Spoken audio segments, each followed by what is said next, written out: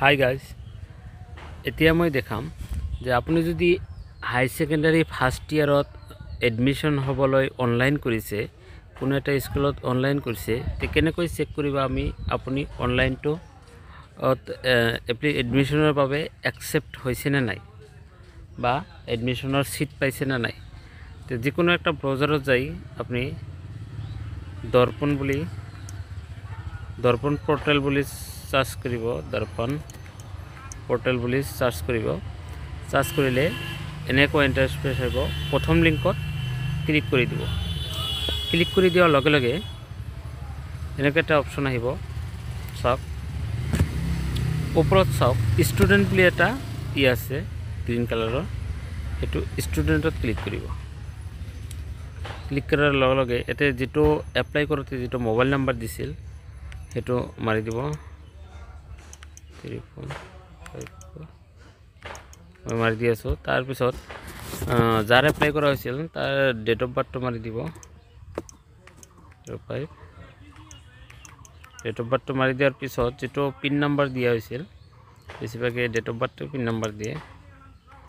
Pin নাম্বাৰটো মাৰি login student কৰি দিব।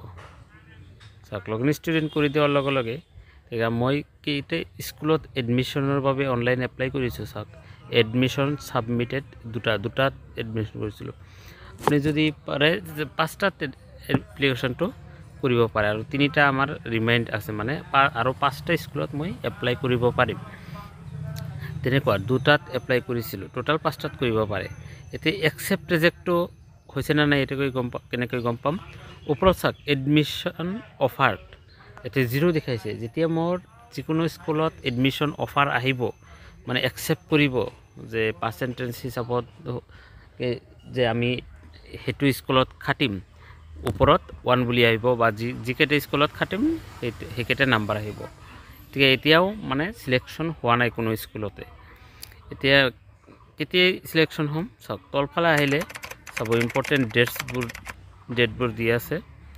এতিয়া চাওক 2-5 লৈকে সাবমিশনেই হৈ থাকিব। তাৰ পিছতহে তাতে মেৰিট লিষ্টটো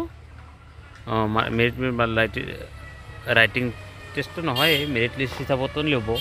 মেৰিট লিষ্টটো তাতে শো কৰিব বা 3 তাৰিখ 3-4 তাৰিখত আৰ কি সিলেকশনটো অলপ হ'ব লাগে আৰু।